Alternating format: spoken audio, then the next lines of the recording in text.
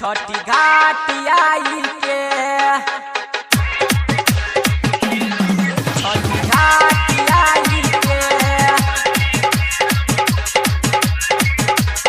अखन अहाँ सब सुन रहल छी खुटौना से मैथिली म्यूजिक के शानदार प्रस्तुति डीजे सुमित सतीश।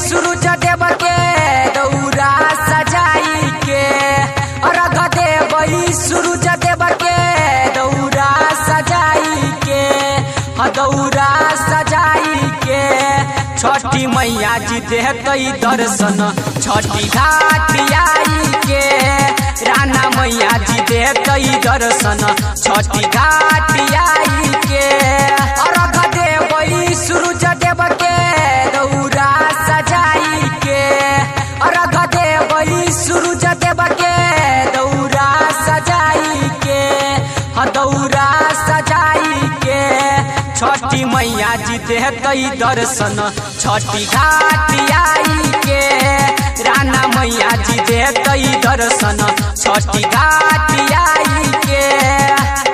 अखन अहाँ सब सुन रहल छी खुटौना से मैथिली म्यूजिक के शानदार प्रस्तुति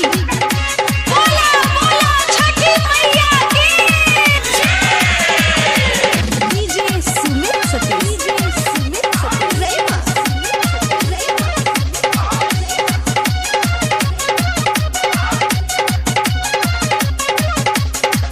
मैया जी के भगती में छै सब कियो मगन यै माता सब गाबै छै छठी के भजन यै।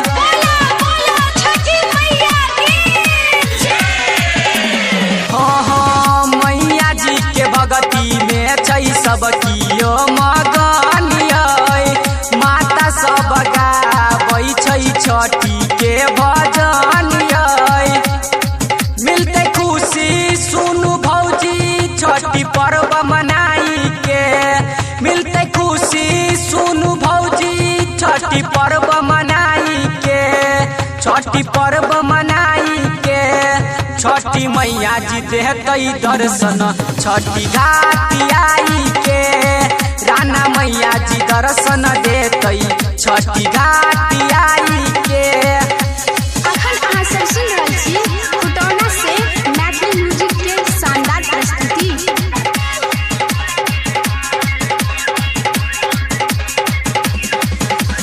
डीजे सुमित सतीश।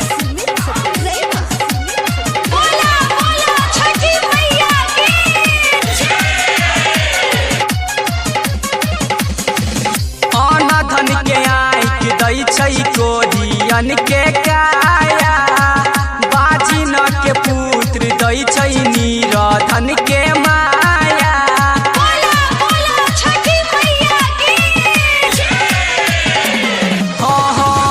अन्न धन के आँख दै छै कोरियन के काया बाजी न के पुत्र दै छै नीरधन के माया।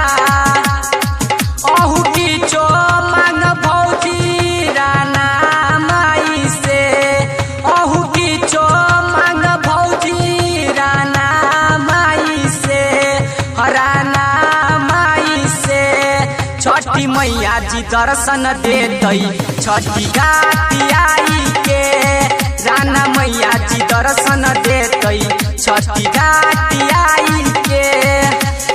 अखन अहाँ सब सुन रहल छी खुटौना से मैथिली म्यूजिक के शानदार प्रस्तुति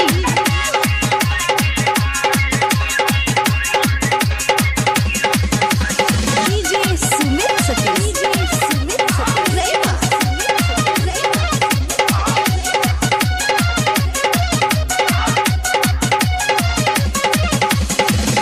अखिलेश की मैया गाबै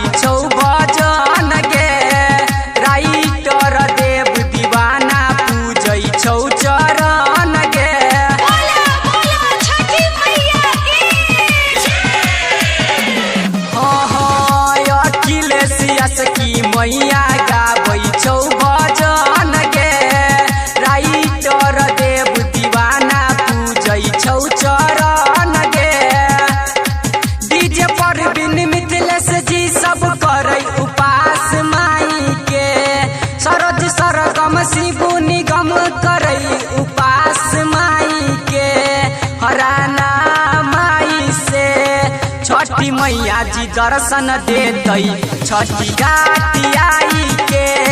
राना मैया जी दर्शन देतई छठी घाटी आई के। राना मैया जी दर्शन देतई छठी घाटी आई